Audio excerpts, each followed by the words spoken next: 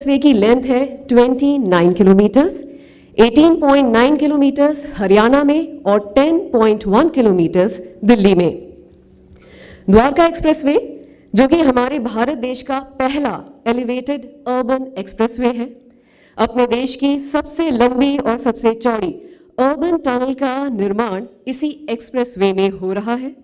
अपने देश का पहला 9 किलोमीटर लंबा 8 लेन्स का फ्लाईओवर बन रहा है, फुली ऑटोमेटेड टोलिंग सिस्टम है और भी कई सारे फर्स्ट आपको इसी प्रोजेक्ट में देखने को मिलेंगे। NHAI Dwarka expressway, India's first grade separated urban expressway, जिसमें we are truly honoured with the kind presence of honourable minister Shri Nitin Gadkari ji, ministry of road transport and highways and MSME, Shri Nitin Gadkari ji जिनका मानना है देश की सड़कें गेटवे होती हैं तरक्की का, और यकीनन जो स्ट्रॉन्ग पॉजिटिव चेंज पिछले कुछ सालों में आया है हमारे देश के नेशनल हाईवेज में, उसे हम सब जानते हैं, उसके हम सब साक्षी हैं। एंड स्पेशली रिसेंटली हाईवेज के टोल की लंबी लाइनों में कटौती जो हुई है फास्ट टैक्स के कारण, उसका श्रेय भी पूर्ण रूप से जाता है माननीय मंत्री जी को। बहुत बहुत स्वागत है सर। साथ ही स्वागत करना चाहूंगी श्री सिंह जी का, honourable minister of state independent charge for statistics and programme implementation and planning. माननीय पिछले 4 टर्म से अपनी जीत दर्ज करते आए हैं अपनी कॉन्स्टिट्यूएंसी से। Going in little history, he was a member of Indian shooting team from 1990 to 2003 and has made our country proud by winning a bronze medal at Commonwealth Games. Shri Rao Inderjit Singh ji, आपका बहुत बहुत स्वागत है सर। साथ ही में मैं स्वागत करना चाहूंगी श्री रमेश बिधूरी जी का, ऑनरेबल MP साउथ दिल्ली। इन्होंने 1993 से पॉलिटिक्स में बहुत एक्टिवली काम किया है, प्रतिष्ठित ओहदों को संभाला है and has been 3 times MLA from Tughlakabad. Presently, Shri Ramesh Bidhuri ji is also the chairman of prestigious Standing Committee of Parliament on Petroleum and Natural Gas. आपका स्वागत है सर। साथ ही स्वागत करना चाहूंगी श्री परवेश साहिब सिंह जी का, honourable MP from west Delhi. Shri Parvesh Sahib Singh ji, he is serving his second term as MP for West Delhi। 2014 में माननीय चयनित हुए 16th लोकसभा इलेक्शन में और 2019 में पुनः जीत हासिल की 17th लोकसभा इलेक्शन में with the highest ever margin of victory in the history of Delhi, margin nearly 6 lakh votes. अब मैं आप सभी का ध्यान मंच में यहाँ स्क्रीन पे ले जाना चाहूंगी, जहां एक प्रेजेंटेशन एक वीडियो द्वारा इस प्रोजेक्ट की डेवलपमेंट को हाईलाइट किया गया है। प्लीज।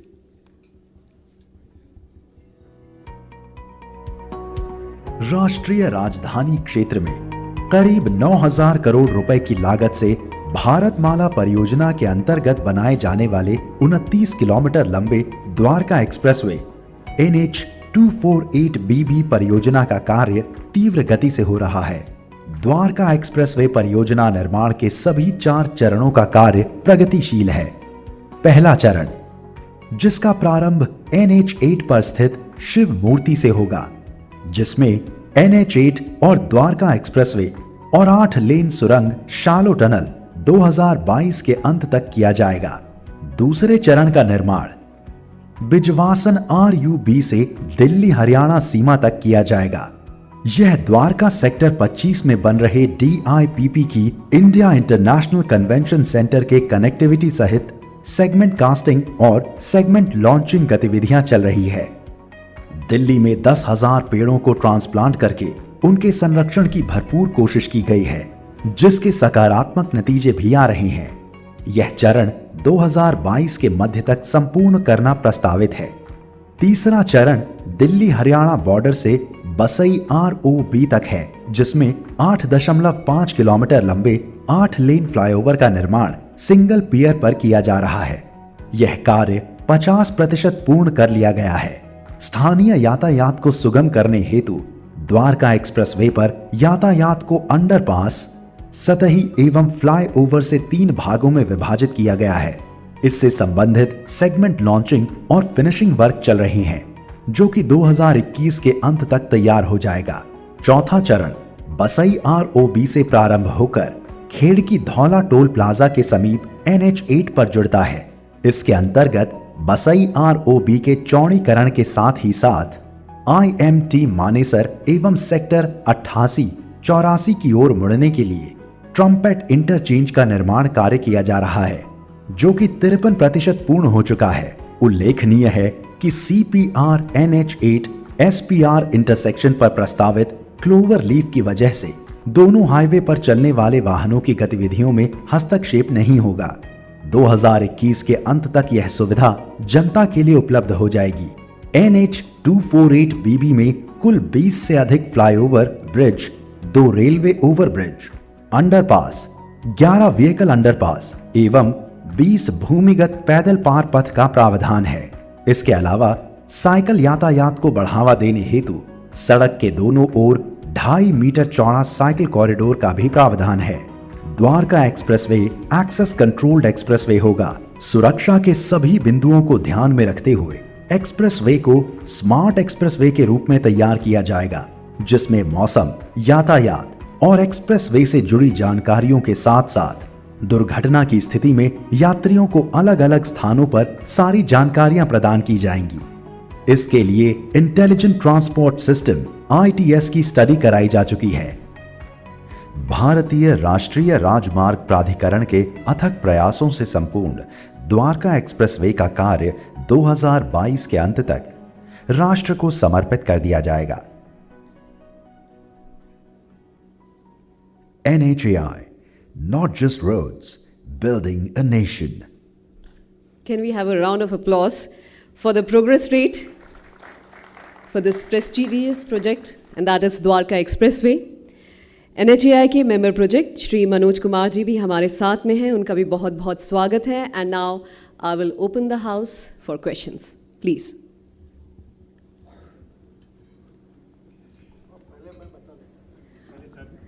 पहले सर कुछ और डिस्क्रिप्शन देना चाहेंगे? माननीय मंत्री श्री नितिन गडकरी जी। दिल्ली और दिल्ली NCR में एयर पोल्यूशन और वाटर पोल्यूशन की दो बड़ी समस्या है। और एयर पोल्यूशन का कारण ये है कि दिल्ली के बीच में से पंजाब, हरियाणा, उत्तराखंड, हिमाचल, यहाँ से लेकर आने वाला पूरा ट्रैफिक दिल्ली के बीच में से आगे राजस्थान और गुजरात की ओर जाता है। और इसलिए दिल्ली का एयर पोल्यूशन कम करने के लिए सुप्रीम कोर्ट में भी पब्लिक इंटरेस्ट लिटिगेशन चल रही है। तो दिल्ली के आसपास ये पूरे ट्रैफिक जैम को और एयर पोल्यूशन को कम करने के लिए हमने अनेक प्रोजेक्ट्स हाथ में लिए हैं। उसमें से द्वारका एक्सप्रेस हाईवे ये बहुत इम्पोर्टेंट प्रोजेक्ट है। ये आज ही मैं राव इंद्रजीत सिंह को याद कर रहा था कि मैं गुड़गांव में कार्यक्रम के उद्घाटन के लिए आया था और स्टेज पर बैठे समय हरियाणा के मुख्यमंत्री मनोहर लाल जी ने मुझे कहा कि हमारा एक छोटा सा काम अटका हुआ है, 8-10 किलोमीटर का ही रोड है हमारे हरियाणा में, बाकी दिल्ली का है।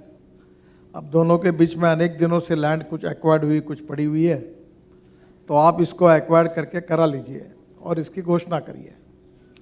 तो मैंने सोचा कि 25-30 किलोमीटर में 200-300 करोड़ का काम होगा, और मैंने तुरंत बिना देखे बिना पूछे मैंने वहाँ डिक्लेयर कर दिया कि हम NHAI को इसको एक्वायर्ड करते और ये करेंगे। और बाद में जब मुझे पता चला कि ये 10,000 करोड़ का है, 29 किलोमीटर, पर मैंने जो जबान दी थी वो मैंने पूरी की। NHAI का ये हाईवे हमने अपने हाथ में लिया। इसमें लैंड एक्विजिशन में बहुत से प्रॉब्लम आए, काफ़ी तकलीफ़ें हुई, हाई कोर्ट, सुप्रीम कोर्ट तक आर्बिट्रेशन सब कुछ हुए। अब उसको क्लियर हुआ है। ये जो 4 पैकेजेस है वो 29 किलोमीटर के हैं। तो 29 किलोमीटर में जो है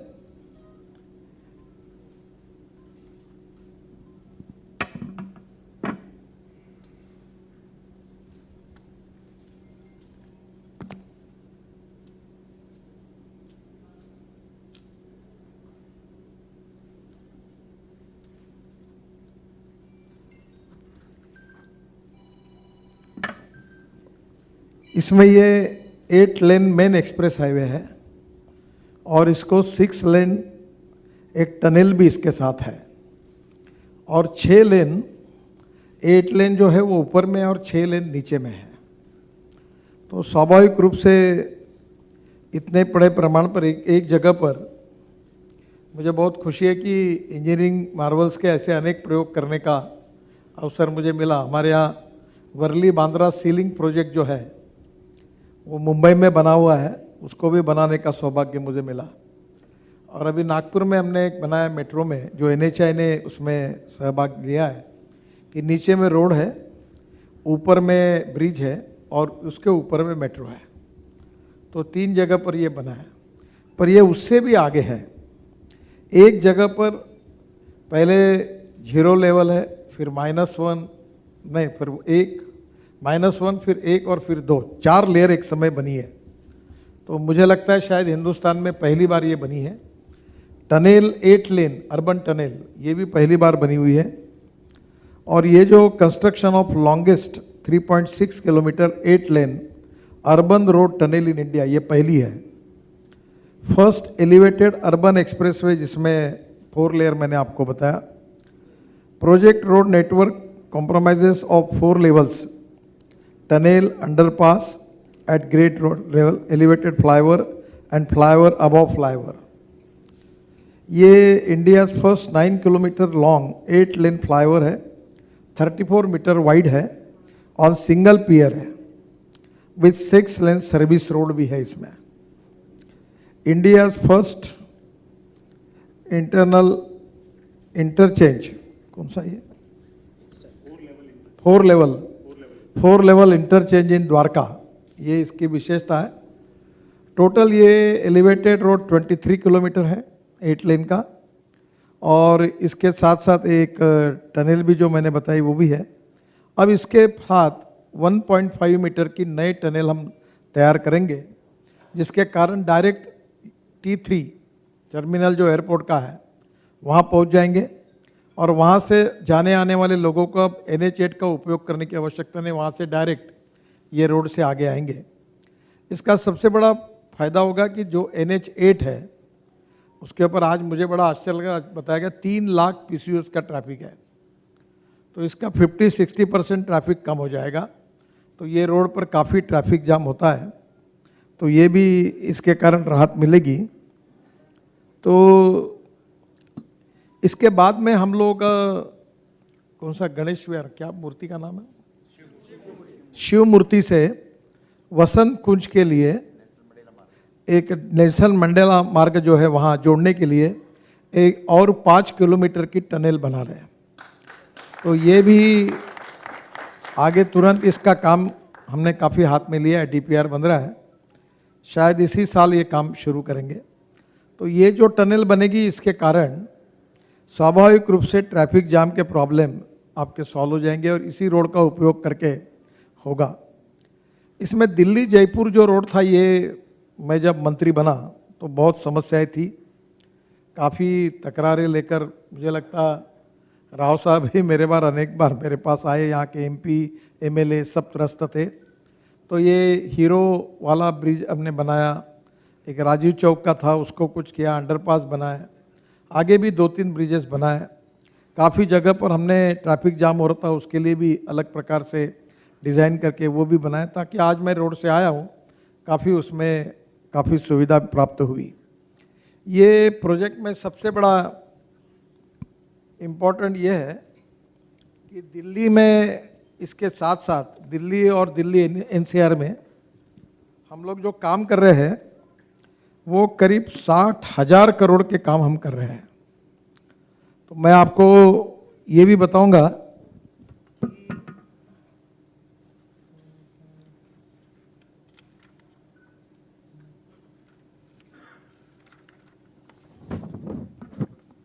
एक ईस्टर्न पेरिफेरल रोड हमने पूरा किया है, जिसमें हमने 12,000 करोड़ रुपए खर्चा किए हैं, और जो वेस्टर्न पेरिफेरल है वो हरियाणा सरकार ने किया है, वो 7,000 करोड़, ऐसे 19,000 करोड़ दिल्ली के लिए रिंग रोड बना है, और ये बहुत ही इम्पोर्टेंट है।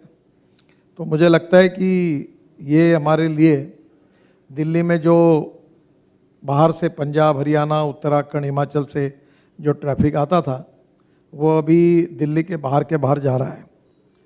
तो ये कीमत इसकी 12,000 करोड़ हमने NHAI की तरफ से खर्चा किया है। फिर द्वारका एक्सप्रेसवे, ये 29 किलोमीटर है, 9,500 करोड़ रुपए इसमें खर्चा कर रहे हैं हम लोग। और इसमें अभी और 1.5 किलोमीटर की टनल नई जो बनाएंगे जो T3 तक जाएगी वो, और उसके साथ हम लोग 5 किलोमीटर की टनल वसंत कुंज तक बनाएंगे, तो उसके लिए 5,000 करोड़। ऐसा ये टोटल प्रोजेक्ट करीब 14 से 15,000 करोड़ का होगा। बाद में दिल्ली सहारनपुर के इसमें अक्षरधाम, लोनी, बागपत, शामली और सहारनपुर, ये 150 किलोमीटर रोड हम बना रहे हैं जिसकी कीमत 12,000 करोड़ रुपए है। फिर दिल्ली मेरठ एक्सप्रेस हाईवे, जिसमें से दिल्ली के पैकेज ओपन हुए हैं, वो करीब 7,000 करोड़ के हैं। और दिल्ली मेरठ आने के लिए 4 घंटे लगते थे। हम अप्रैल में इसका मार्च एंड तक ही उसका काम पूरा करेंगे, पर 2 ROB पूरे नहीं हुए हैं, तो शायद जून तक लग जाएगा। तो ये होने से द्वारका से अपना मेरठ से दिल्ली 45 से 50 मिनट हो जाएगा। तो ये इसके ऊपर हमने 7,000 करोड़ खर्चा किए। दूसरा जो इम्पोर्टेंट रोड था वो UER phase 2 new ring road Delhi का। इसके लिए मुझे LG साहब ने बहुत सहयोग किया। इसका लैंड एक्विजिशन पूरा हुआ है, DDA के साथ बातचीत हुई, और उसके बाद में अभी उनके प्रपोजल से उन्होंने एक्सेप्ट किया है। टेंडर हमने बुलाकर रखा है। ये दिल्ली, ये UER phase 2 new ring road Delhi, ये 7,700 करोड़ रुपए का है। और मेरा विश्वास है कि आने वाले 3 महीने में हमने टेंडर बुला लिया, इसके काम की हम शुरुआत करेंगे। फिर मुकरबा चौक से पानीपत, ये काम बंद पड़ा था, फिर इसको हमने कॉन्ट्रैक्टर को रिप्लेस किया है, और ये भी काम 2300 करोड़ का है। 8 लेन रोड है, इसका काफ़ी काम अब पूरा हुआ है। मुझे लगता है कब तक पूरा होगा, जुलाई तक ये काम पूरा हो जाएगा। फिर धौला कुआं में भी एक बहुत ट्रैफिक जाम होता था, और मैं भी उसमें रोज जब भी हवाई जहाज पकड़ने के लिए जाता था तो फंसता था। तो काम काफ़ी पूरा हो गया है। थोड़े चेंजेस मैंने बताया उसमें, और कुछ अगर डिफेंस के सहयोग के साथ वो आ जाएगा तो वो भी निश्चित रूप से पूरा होगा। ये जो DND आश्रम और बदरपुर होकर जो रोड है हमारे विदुड़ी जी के, इसमें वो कालिंदी कुंज, फरीदाबाद, बल्लभगढ़ और सोना, ये 60 किलोमीटर का है। ये 4,000 करोड़ का इसका काम शुरू हो गया है। थोड़ा सा फॉरेस्ट एनवायरनमेंट के कुछ, हाँ 5,000 करोड़ है ये। इसका काम थोड़ा एनवायरनमेंट का लास्ट परमिशन है, वो कॉन्ट्रैक्टर को अवार्ड हो गया, उनने साइट भी मोबिलाइज की है। ये 5,000 करोड़ का है, अप्रैल में ये शुरू हो जाएगा। फिर गुरुग्राम से सोना, ये 6 लेन है, जो ये द्वारका एक्सप्रेसवे से आगे एलिवेटेड रोड है, 22 किलोमीटर, 2,000 करोड़ का। इसका काम शुरू है ना, इसका काम ऑलरेडी चल रहा है। बाद में हमने अभी दिल्ली से देहरादून नया हाईवे जाहिर किया है, उसके दिल्ली से देहरादून 2 घंटे में आप जा सकेंगे। टोटल नया रोड बना रहे हैं, और इसी रोड को हरिद्वार जाने के लिए, कौन से गांव से एक लिंक है देहरादून जाने के पहले, वहाँ 47 किलोमीटर की, जिससे हरिद्वार भी जाएंगे और देहरादून जाएंगे। और हरिद्वार और देहरादून दोनों का डिस्टेंस 2 घंटा दिल्ली से केवल होगा। ये एक्सिस कंट्रोल होगा। इसमें एलिवेटेड रोड बना रहे, काफ़ी फॉरेस्ट के बीच में से जाता है। तो ये भी आज देहरादून जाने के लिए 5 घंटे, 5.5, 6 घंटे, कभी 7 घंटे लगते हैं। तो ये 2 घंटे में जाना पूरा होगा। तो ये एक दिल्ली के लिए बहुत बड़ा फायदा होगा। फिर दिल्ली से मुंबई सोहना से जो रोड है वो भी करीब 1 लाख करोड़ का है, और इसका भी हमने दिल्ली जयपुर, अब यहाँ से लोग नहीं जाएंगे। ये दिल्ली से जयपुर जाने के लिए कौन सी जगह हो, बांदीकुई से एक जयपुर को हम नया रास्ता जोड़ रहे हैं दिल्ली मुंबई हाईवे को, तो उसके कारण वो भी काफ़ी आसान होगा। और 2.5 घंटे में 2.5 घंटे के कम इसमें दिल्ली जयपुर हो जाएगा। वैसे अभी एग्जिस्टिंग इसमें दिल्ली से नहीं, अभी कौन सा रास्ता है, नहीं दिल्ली से जयपुर जाने के लिए जो दौसा से पलटकर जयपुर जाना का जयपुर रिंग रोड, तो जयपुर रिंग रोड भी फंसा हुआ था। हमने NHAI में उसको टेक ओवर किया, वो भी पूरा किया है। और उसके रिंग रोड को ये जुड़ेगा, उसके पहले हम दूसरी जयपुर की लिंक भी कर रहे हैं। तो ये जो एग्जिस्टिंग रोड है NH8, इसके ऊपर का काफ़ी काम पूरा कम होगा। ये जो प्रोजेक्ट आज मैंने देखा, इसकी मुझे खुशी हुई कि इसमें 12,000 पेड़ हमने ट्रांसप्लांट किए हैं और 84% सक्सेस रेट है। और आज मैंने हमारे अधिकारियों को और कॉन्ट्रैक्टर को भी कहा है कि उद्घाटन के पहले इसका लैंडस्केपिंग का प्लानिंग करके पेड़ लगाइए ताकि ये ग्रीन एक्सप्रेस हाईवे बने। तो हम लोग ऑलरेडी हमने इसमें पेड़ भी ट्रांसप्लांट किए हैं और आपको वो फिल्म भी दिखाई है। तो पहली बात तो कभी कभी लोगों के मन में काफ़ी इसमें दिक्कतें आती है कि पेड़ कटने के बारे में बहुत समय भी जाता है, परमिशन नहीं मिलती, हम पैसे भी भरते हैं और उसके बाद में अभी हमने इस बार ट्रांसप्लांट भी किया है। तो एक पेड़ को ट्रांसप्लांट करने के लिए 25,000 से ज़्यादा खर्चा हमने किया है और 4 कॉन्ट्रैक्टर थे और नई नई टेक्नोलॉजी का उपयोग किया है। अब ये इसका अनुभव के आधार पर पूरे देश में हम लोग अभी पेड़ काटने के बजाय पेड़ ट्रांसप्लांट करने की कोशिश करेंगे। हमें डेवलपमेंट भी करनी है और इकोलॉजी एंड एनवायरनमेंट की भी रक्षा करनी है। तो मेरा आपसे विशेष रूप से अनुरोध है कि जो 84% हमने ये पेड़ ट्रांसप्लांट किया है, इसके ऊपर आप अलग से अध्ययन करिए। और ये अगर होगा तो मुझे लगता है कि हमें पेड़ काटने की ज़रूरत नहीं पड़ेगी और ये हमारा इन्वायरमेंट और इकोलॉजी के लिए बहुत बड़ा कंट्रीब्यूशन होगा। ये जो हाईवे बन रहा है, इसके बीच में मेट्रो का भी काम चल रहा है, आगे हमारा बहुत बड़ा एग्जीबिशन सेंटर का भी काम चल रहा है।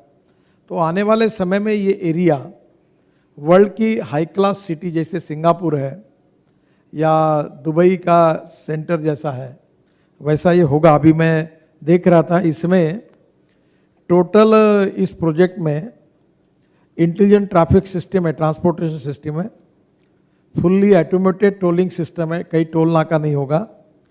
Total estimated consumption of 2 lakh metric tonne steel, यानी एफएल टावर से 30 गुना ज़्यादा यहाँ स्टील यूज हुआ है। और total estimated consumption of 20 lakh cubic metre of concrete, ये बुर्ज खलीफा जो बिल्डिंग बनी थी उससे 6 टाइम्स ज़्यादा कंक्रीट इसमें लगा हुआ है। तो स्टील और सीमेंट इंडस्ट्री को हम लोग बहुत सपोर्ट करते हैं। थोड़ा हमारा सपोर्ट देखते हुए उन्होंने रेट को भी ध्यान में रखना चाहिए। ऐसी स्थिति ना लाए कि अब स्टील और सीमेंट के भी अल्टरनेटिव ढूंढने के लिए हम लगे हैं, क्योंकि ये रेट ज़्यादा बढ़ने से हमारी योजनाओं पर भी उसका इम्पैक्ट बहुत बुरा होता है। तो ये रोजगार निर्माण करने वाला है। ये पूरे प्रोजेक्ट्स में डायरेक्ट इनडायरेक्ट 50,000 लोगों को रोजगार मिला है। और यहाँ की इकोनॉमी ये प्रोजेक्ट बनने के बाद जो नई स्मार्ट सिटी ये बनेगी गुड़गांव की, ये शायद मुझे लगता है कि वर्ल्ड में जैसी शंघाई में डेवलपमेंट हुई है या सिंगापुर जैसे डेवलप हुआ नया, उसी प्रकार से यहाँ एक डेवलपमेंट एरिया में होगी। जो यहाँ लोगों ने फ्लैट बनाए थे वो पड़े थे, बिल्डिंगें अधूरी पड़ी थी, वो सब काम उन्होंने भी जोरों से शुरू किया है। और यहाँ प्लान डेवलपमेंट हो, ग्रीनरी हो और इसके साथ साथ ये हमारे देश की अच्छी सिटी बने, यही हमारा प्रयास है। तो मैंने जो आपको कहा था कि हम 60,000 करोड़ दिल्ली के इसमें काम कर रहे हैं, तो एक अपने आप में इससे दिल्ली का एयर पोल्यूशन कम होगा। और मुझे अवसर मिला कि दिल्ली के वाटर पोल्यूशन में भी काम करने का, क्योंकि मैं जब नमामि गंगा में मंत्री था तो हम लोग करीब 325 प्रोजेक्ट करीब 26,000 करोड़ के हमने नमामि गंगा में मंजूर किए थे। उसमें पानीपत और सोनीपत का, इसमें साथ हमने यमुना और ऐसी 40 नदी और नालों को भी चुना था जो गंगा में मिलते हैं। वो फाफामऊ नाला वगैरह सब नाले लिए थे। तो अब उन्हें सब में काम शुरू किया। 70% काम मेरे समय मैंने अवार्ड भी कर दिया था।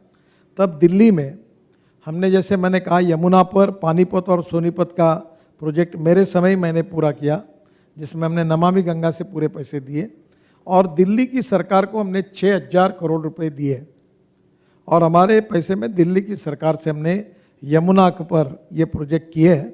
अब काफ़ी प्रोजेक्ट पूरे होते हुए आए, एक जायका के फंड का भी उसमें प्रोजेक्ट है। तो दिल्ली में एयर पोल्यूशन और वाटर पोल्यूशन ये भी हमने कम किया, इसमें कम करने में हम कामयाब होंगे। तो मुझे खुशी है कि अब यमुना का, अभी आपको पता होगा, आप कभी आप समय मिले तो मथुरा में मैंने बहुत अच्छा प्रोजेक्ट किया है त्रिवेणी इंजीनियरिंग ने, कि मथुरा का 80 mld स्लज उसको शुद्ध करके इंडियन ऑयल को पानी दिया है और इंडियन ऑयल साल के 20 करोड़ रुपए पानी के देती है। वेस्ट टू वेल्थ वाली बात जो मैंने कही थी वो वहाँ अच्छी तरीके से पूरी हुई है। तो एक तरफ दिल्ली हमारे देश की राजधानी है, हम सबके स्वाभिमान की, विरासत, इतिहास, संस्कृति की प्रतीक है और दिल्ली को जल प्रदूषण से और वायु प्रदूषण से मुक्ति देने के लिए क्या क्या करना चाहिए। तो अभी आपको ये भी पता है कि हम लोग ethanol, methanol, biodiesel, bio CNG, electric, hydrogen fuel cell सब टेक्नोलॉजी ला रहे हैं। अभी 81% लिथियम आयन बैटरी देश में बन रहे। मैंने अभी इसके बारे में पूरी मीटिंग करके हमने काफ़ी इसको एक्सेलरेट किया है। अभी हम लोग हाइड्रोजन फ्यूल सेल पर भी काम कर रहे हैं और जो परली जलाते हैं आपके यहाँ, उससे हमने सीएनजी बनाकर मैंने ट्रैक्टर भी लॉन्च किया है, जो ट्रैक्टर 3 लाख रुपए किसानों के, कमर्शियल ट्रैक्टर के 3 लाख और किसान के लिए 1.5 लाख रुपए की बचत करता है।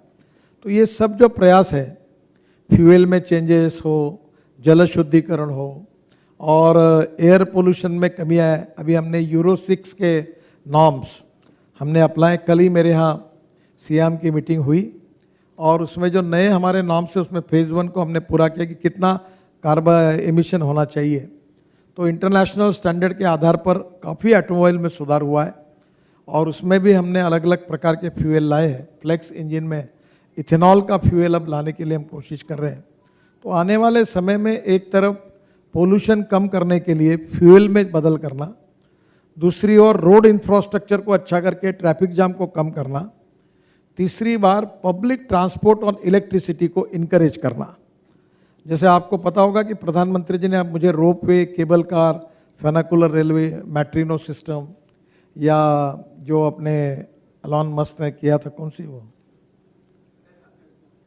नहीं एलॉन मस्क टेस्ला नहीं, दूसरा एक उनका एलिवेटेड एक कॉरिडोर का था वो, जो तो वो भी उन्होंने प्रपोजल था। अभी मैं दिल्ली और मुंबई के बीच में हमारे पास 120 मीटर की विड्थ है। तो मैंने रेलवे मंत्री पीयूष गोयल जी को कहा कि आपको बुलेट ट्रेन चालू करना है तो कल मैं जगह दे सकता हूँ। तो रोड के बीच में इसको इलेक्ट्रिक हाईवे बनाने की कोशिश भी कर रहे हैं कि रेल के एक बीच में रेल होगी जिसमें ट्रक, बस डायरेक्ट चार्ज होगी 20 किलोमीटर और फिर 200 किलोमीटर इलेक्ट्रिक पर चलेगी। तो नए नए एक्सपेरिमेंट कर रहे हैं। अभी ये जो मेरे पास डिपार्टमेंट आया है, इससे हम लोग दिल्ली से जयपुर पॉन्ड सिस्टम, मैट्रिनो टाइप, वो भी करने के बारे में हम लोग अभी विचार करेंगे। अभी डिपार्टमेंट के पूरी तरह रूल्स ऑफ बिजनेस में मेरे पास आया है। तो पब्लिक ट्रांसपोर्ट अगर बढ़ेगा तो पोल्यूशन कम होगा। तो वाटर पोल्यूशन, एयर पोल्यूशन को कम करना, ट्रांसपोर्ट में भी पोल्यूशन को कम करते हुए पब्लिक ट्रांसपोर्ट को इनकरेज करना और नए नए विशेष रूप से जैसे 4 लेयर पहली बार हुआ। ये मैं आपको फिर से कहूँगा कि ये जो प्रोजेक्ट है ये भारत का इंजीनियरिंग मार्वल है। ये ऐसा एक प्रोजेक्ट है कि जो बनेगा तो मेरे, अभी आप मुझे भी आज पूरी आइडिया नहीं थी, पर आज मैंने अधूरा देखा है, पर जब पूरा होगा तो आपको निश्चित रूप से पता चलेगा। अगले साल के 15 अगस्त के पहले, अभी इन्होंने बताया डेट लाइन, पर हम 15 अगस्त के पहले इसका इनॉग्रेशन करेंगे अगले साल का, इतना मैं आपको विश्वास देता हूँ। और विशेष रूप से इस प्रोजेक्ट में हरियाणा की सरकार, आदरणीय हमारे मुख्यमंत्री और हमारे राव इंद्रजीत सिंह जी, बाद में यहाँ के सभी एमएलएज, इनका बहुत अच्छा सहयोग रहा।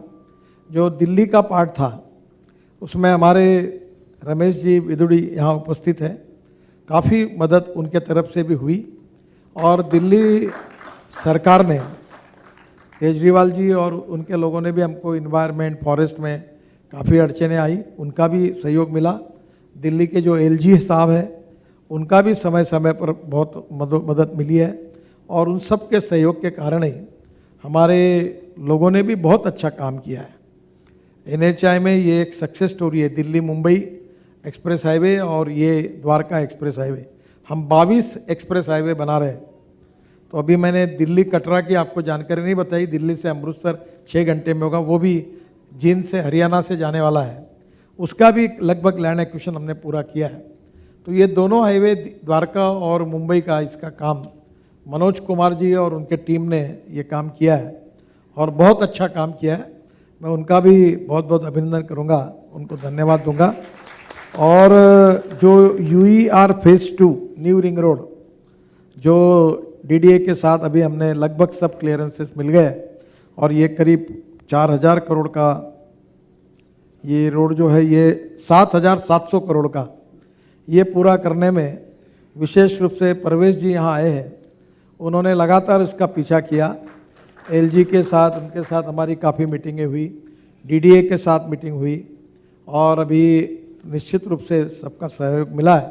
उसका भी काम केवल एक आखिरी का पत्र यूडी का आजकल भी आ जाएगा, तो हमने टेंडर रिसीव किया है, 2 महीने के अंदर उस काम की हम शुरुआत करेंगे, ऐसा मैंने ऑलरेडी आपको बताया। दिल्ली अच्छी हो रही है, सुंदर हो रही है, दिल्ली स्वच्छ हो, सुंदर हो और प्रदूषण मुक्त हो, एयर पोल्यूशन और वाटर पोल्यूशन से मुक्त हो। और इसलिए जो प्रयास हमारे थे और जिसमें सुप्रीम कोर्ट में एक पीआईएल भी पेंडिंग है, चल रही है, तो सुप्रीम कोर्ट ने भी मुझे बुलाया है कि भैया आपने क्या क्या करने वाले हमें भी इसमें बताइए। तो अभी कोविड के कारण थोड़ा 2 बार पोस्टपोन हुआ, पर मुझे लगता है कि सभी लोग इसमें चिंतित थे। पर ये सब काम होने के बाद निश्चित रूप से लोगों को भी राहत मिलेगी, दिल्ली की प्लान डेवलपमेंट होगी और दिल्ली जल प्रदूषण और वायु प्रदूषण से मुक्त होगी। और आज जो दिल्ली का जो पोल्यूशन का मीटर आगे जाता है, वो निश्चित रूप से आने वाले 3 साल के अंदर दिल्ली का पोल्यूशन और कम होगा। और इसलिए ये आज का प्रोजेक्ट बहुत ही इम्पोर्टेंट है और इसलिए मैं आज मुझे देखने का मौका भी मिला है, तो मुझे खुशी है। एक आज मुझे याद आई कि इस प्रोजेक्ट का भूमि पूजन करने के लिए अरुण जेटली जी और सुषमा स्वराज दोनों को हमने बुलाया था और उस समय कोड ऑफ कंडक्ट लगने वाला था पार्लियामेंट चुनाव का, तो जल्दबाजी में हमने इसी होटल के नज़दीक कार्यक्रम किया था और अरुण जी और सुषमा जी ने इसका भूमि पूजन किया था। आज वो प्रोजेक्ट जब उनके हाथ से इसके पूरे हो रहे हैं, इस समय वो उपस्थित नहीं है, इसका मुझे बहुत दुख है और दर्द भी है और याद भी आई है कि वो कार्यक्रम मुझे आज याद आया कि जिस समय इसकी हमने शुरुआत की थी, पर वो दोनों आज हमारे बीच में नहीं है। फिर भी उन्होंने जिसका भूमि पूजन किया था वो पूर्णत्व पे जा रहा है, इसकी मुझे बहुत बहुत खुशी है। तो फिर से एक बार आप सबको बहुत बहुत धन्यवाद। आपको जो भी सवाल पूछेंगे उसका जवाब मैं दूंगा।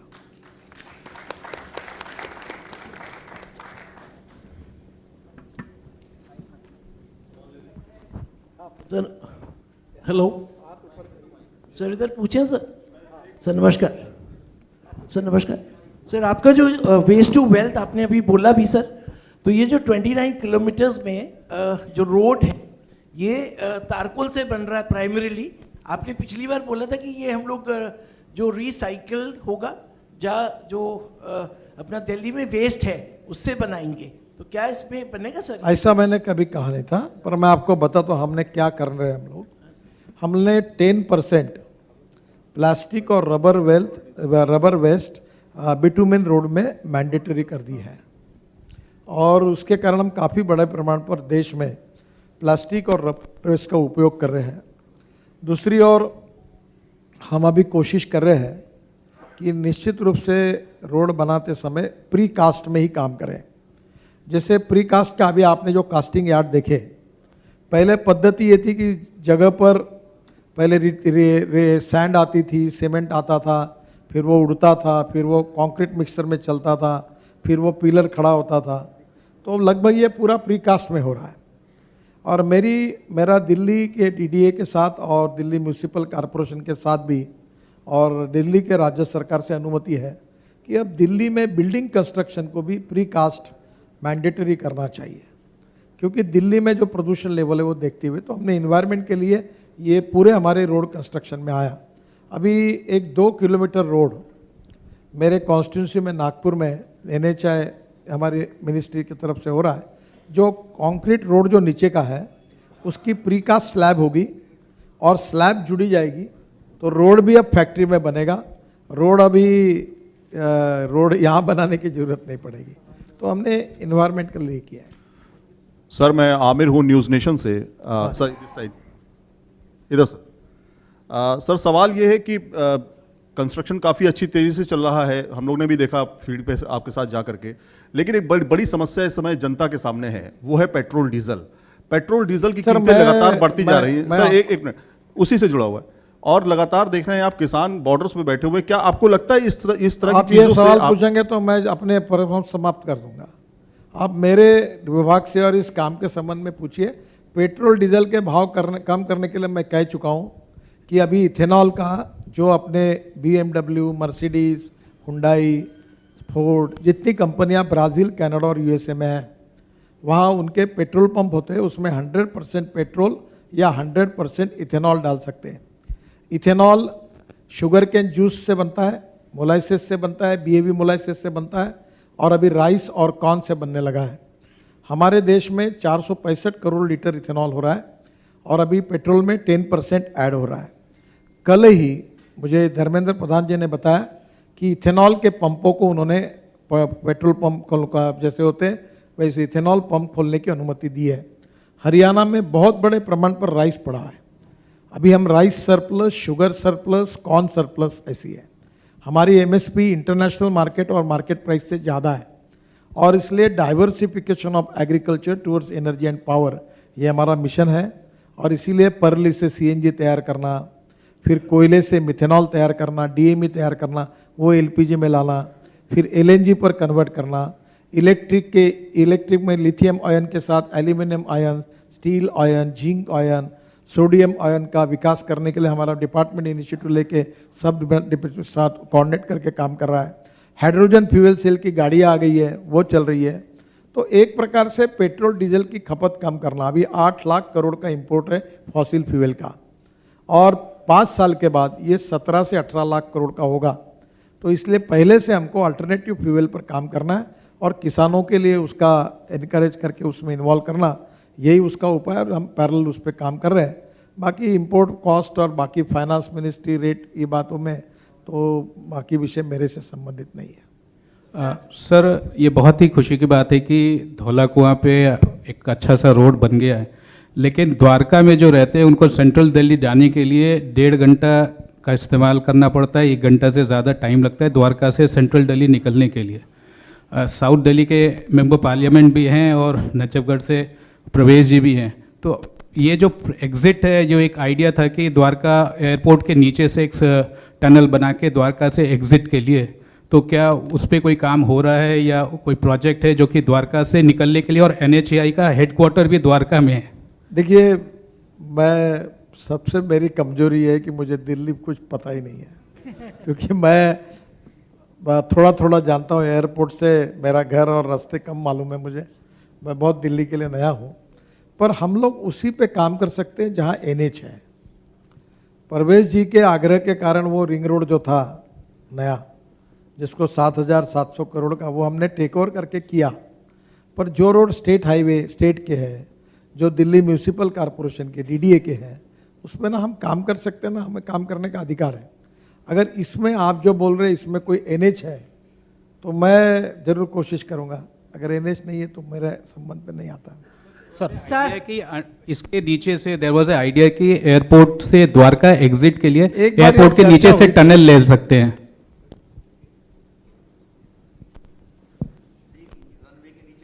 ये एयरपोर्ट एक बार ये मुझे बात है, ये बात लेकर मैंने मीटिंग बुलाई थी और ये प्रॉब्लम सॉल्व करने के लिए, पर एयरपोर्ट अथॉरिटी ने इसके लिए परमिशन देने के लिए नहीं कहा। उनने उनकी परमिशन हम नहीं दे सकते ये बताया। Sir sir good afternoon, my name is प्रखर और मैं रिप्रेजेंट करता हूं सर 1.5 लाख हरियाणा गुड़गांव के लोगों को द्वारका आप एक्सप्रेसवे मत के। जी बोलिए, अभी ये केवल पत्रकार बोलेंगे, आप मेरे से बाद में बात सर, हाँ? Thank sir you. इधर सर। सर मैं सर्जना शर्मा सनमार्ग न्यूज़पेपर से हूँ। सर रोड बहुत अच्छे हो गए हैं, क्या आप कोई ऐसी टेक्नोलॉजी भी ला रहे हैं कि दूर से कोई आता तो अचानक पता चलता है एक लंबा जाम लगा और हमें 2 घंटे हम गाड़ी में बैठे हैं, ना आगे जा सकते ना पीछे, कोई ऐसा इंफॉर्मेशन टेक्नोलॉजी आप लोग ला रहे हैं कि पीछे से पता चल जाए कि आगे मत जाइए अब, और या कोई रूट डाइवर्ट कर लीजिए? अभी हम लोग इस प्रकार की इंटेलिजेंट ट्रैफिक सिस्टम ला रहे हैं, आपके मोबाइल पर इसकी सबकी जानकारी आपको मिलती रहेगी। एक अभी आपको एक मालूम है, हमने दिल्ली जयपुर हमारा एनएच का रेडियो चलता है। नहीं सर, हम 2.5 घंटे काफी फंसे लोग अभी रेडियो में last बताया week जाता में है। दिल्ली जयपुर में 2.5 घंटे फंसे सर हम, नहीं अभी दिल्ली जयपुर तो अभी वो जो शाहजहांपुर में सर। अच्छा, हाँ, अभी आपको ये जैसे ये द्वारका एक्सप्रेस हाईवे पूरा होगा जी और दिल्ली मुंबई का भी पार्ट, दिल्ली जयपुर का भी मुझे लगता है अगले साल तक हो जाएगा वो भी, तो आपको दिल्ली को जयपुर को नया रोड मिलेगा तो एक्सिस कंट्रोल रोड होगा, उसमें कोई प्रॉब्लम नहीं। एक क्वेश्चन और है सर मेरा, क्योंकि मेरा पेपर बंगाल से है। इस बार बजट में 25,000 करोड़ रुपए का आपने एलोकेशन दिया बंगाल में रोड डेवलप करने के लिए, ये योजनाएं कब से शुरू होंगी? और टीएमसी का आरोप है कि ये मैडम इलेक्शन अभी की वजह से। मैं आज दिल्ली की बात करूंगा वैसे बंगाल में मैं आपकी केवल सुधार इतना करूँ, मैं 25 लाख नहीं 2 लाख करोड़ के काम कर रहा हूँ और ऑलरेडी काफ़ी रोड मंजूर हुए हैं। कल ही मैं बंगाल में था और कहाँ था कल, पुरुलिया डिस्ट्रिक्ट में था कल, वहाँ पब्लिक मीटिंग के लिए काफ़ी काम बंगाल में शुरू है, इसलिए कल ही मैंने डाटा देखा है। वहाँ लैंड एक्विजिशन अगर आसानी से हो जाएगी तो वहाँ काफ़ी काम हम कर रहे हैं। सर मैं इधर हिंदी खबर से अजस्त्र पीयूष हूँ। सर ये प्रोजेक्ट कब हरियाणा सरकार ने प्रस्तावित किया था और आपके पास कब आया और कब कितना काम हो गया है सर? दूसरा सवाल ये है कि अभी आपने इलेक्ट्रिक व्हीकल की बात की थी, तो क्या इस हाईवे पर ऐसी कोई सुविधाएं होंगी कि इलेक्ट्रिक व्हीकल चार्ज हो सके?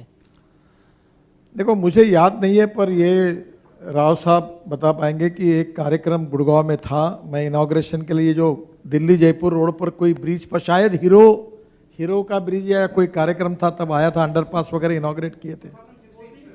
हाँ 2017 में हुआ था और अब बीच के अंदर कोविड आ गया, इसलिए थोड़े दिन के लिए रुक भी गया, लेकिन जैसे बताया गया है कि ये मुकम्मल हो जाएगा। हरियाणा वाला हिस्सा तो नवंबर इसी साल के पूरा हो जाएगा और दिल्ली वाला 22।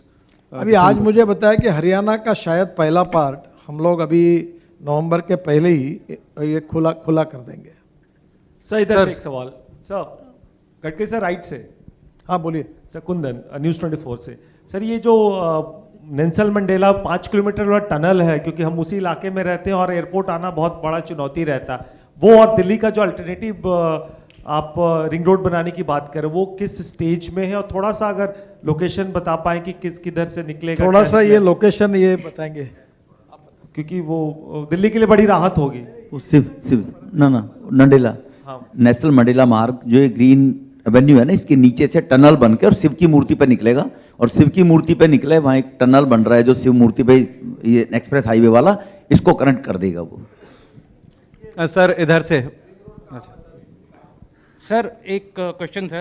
इसको UER-2 बोलते हैं, इसको UER-2 बोलते हैं। UER-2 रोड वो है जो आपका पुष्पांजलि से जो द्वारका अंडरपास है उसको UER-2 रोड बोलते हैं। ये 100 मीटर का रोड है और ये आपका NH-24 को क्रॉस करेगा और वहाँ से वसंत कुंज से जो आप बोल रहे हैं नेल्सन मंडेला से, ये उसी रोड को कनेक्ट करेगा और ये आगे सीधा जाएगा, द्वारका से जाएगा, द्वारका से नजफगढ़, नजफगढ़ से दिचाऊ, दिचाऊ से मुंडका, मुंडका से फिर आपका रिठाला, रिठाला से फिर ये आपका अलीपुर की तरफ में निकल जाएगा। तो ये पूरा रूट है। इसके आने से ये एक तरीके का रिंग रोड ही बनेगा, क्योंकि इसके आने से जो हरियाणा का और जो मानेसर की तरफ में सारा जो ट्रक और सारा जो ये वाले राज्यों का ट्रैफिक है वो सारा बाहर से निकल जाएगा, दिल्ली से आने की जरूरत नहीं पड़ेगी। ये NH-24 पे कहाँ पे कनेक्ट करेगा? NH-24 पे जो शिव मूर्ति के सामने, एक एम्स के सामने जैसे एक आपने राउंड अबाउट देखा है पूरा ऊपर का, वैसे शिव मूर्ति के सामने वहां पर बन रहा है। तो उसके बनने के बाद में जब आप यहाँ से महिपालपुर से आएंगे तो आपको कापरसेडा फ्लाईओवर के नीचे से यूटर्न लेके आना पड़ता है, वहां से नहीं लाना पड़ेगा, आपको ऊपर से शिव मूर्ति के सामने से आपको गोल चक्कर से आप द्वारका आ जाएंगे, और द्वारका से आपको गुड़गांव जाना पड़ेगा तो भी उसी गोल चक्कर से चले जाएंगे, और अगर आपको वसंत कुंज जाना पड़ेगा तो भी वहीं से जाएंगे। सर इधर से ब्रह्म प्रकाश सर, कोई गुड़गांव में ट्रैफिक डिसरप्शन की उम्मीद होगी क्या, जो गुड़गांव से दिल्ली आते हैं, क्योंकि शिव मूर्ति एक बहुत क्रिटिकल इलाका है। देखिए, एक में इतने प्रयास चल रहे हैं, अभी हम एक रोड बना रहे हैं जो भटिंडा से डायरेक्ट भावनगर जा रहा है, 26,000 करोड़ का, जामनगर। तो वो पूरा पंजाब का ट्रैफिक जो है, जो मुंबई से गुजरात जाता है डायरेक्ट राजस्थान, वो वही बाहर के बाहर निकल जाएगा। दिल्ली के लिए इतने जगह पर हमने नए इसमें दूर से प्रयास किए हैं कि अब आने वाले समय में दिल्ली का ट्रैफिक काफी कम हो जाएगा। सर इधर हूँ सर ब्रह्म प्रकाश हूँ जी न्यूज से। हाँ सर, मेरा सवाल ये है कि आप चारधाम को कनेक्टिविटी के लिए बना रहे थे हाईवे, तो वो बीच में मामला रुका था, क्या अब उस पर काम शुरू हो गया है? और दूसरा सवाल सर, किसान आंदोलन से कितना फर्क पड़ा है आपके NHAI के टोल प्लाजा का नुकसान? पहले बात तो ऐसी है कि चार धाम के टोटल 55 या 54 प्रोजेक्ट थे, उसमें से करीब हमने 40 प्रोजेक्ट पर हमारा काम शुरू था, उसमें से 35 प्रोजेक्ट लगभग पूरे हुए हैं। 5 प्रोजेक्ट जो है रिंग रोड है, शहर के बाहर के हैं, और 15 प्रोजेक्ट जो है वो सुप्रीम कोर्ट में अटके हुए हैं, और सुप्रीम कोर्ट ने उसके विड्थ कम करने के बारे में वहाँ एक PIL है। इसमें जो कमेटी सुप्रीम कोर्ट ने अपॉइंट की थी, उसमें डॉक्टर चोपड़ा करके उसके अध्यक्ष थे, और सुप्रीम कोर्ट का निर्णय था कि जो मेजॉरिटी कमेटी निर्णय करेगी वैसा करना। कमेटी ने वो विड्थ बढ़ाकर दी थी, पर 24 में से 3 सदस्य चोपड़ा जी के साथ अलग होकर उन्होंने अलग रिपोर्ट दिया। फिर सुप्रीम कोर्ट में अभी डिफेंस मिनिस्ट्री ने अपना एफिडेविट किया है, और वो भी स्ट्रेटेजिक पॉइंट ऑफ व्यू ये चाइना बॉर्डर की तरफ जाता है, और जब हमारे रनगाड़े ट्रक जाएंगी तो 5 मीटर होगा तो जा नहीं पाएंगे। तो उनका एफिडेविट भी सुप्रीम कोर्ट के सामने, सुप्रीम कोर्ट ने सबको हियरिंग दिया है। अभी हमारा काम बंद है, सुप्रीम कोर्ट क्लियर करने के बाद उसका काम 15 पैकेजेस का काम शुरू होगा। सर एक क्वेश्चन। दूसरा, हमारे हरियाणा और पंजाब के टोल का हमारे लगभग अभी बंद है, उसका नुकसान हो रहा है, पर NHAI का इनकम बहुत बढ़ा है, क्योंकि हमने अभी फास्ट ट्रैक शुरू किया है, और इस साल हमने 2 रिकॉर्ड किए हैं कि हमारा टोल का इनकम 10,000 करोड़ से बढ़ रहा है, तो 34,000 करोड़ से भी ज़्यादा, करीब 36,000 करोड़ तक जाएगा मार्च एंड तक। और दूसरा, हमने कोविड होने के बाद एक ट्रैक रिकॉर्ड हमने और किया, वर्ल्ड रिकॉर्ड। वैसे वर्ल्ड रिकॉर्ड 3 हुए हैं। पहला रिकॉर्ड ये हुआ है कि हमने अभी 33 किलोमीटर पर डे तक हम आए हैं, और मार्च का महीना बाकी है, तो मैं उम्मीद करता हूं कि मार्च एंड में हम 40 किलोमीटर पर डे का लक्ष्य पूरा करेंगे। आज हम 33 किलोमीटर पर डे पर है।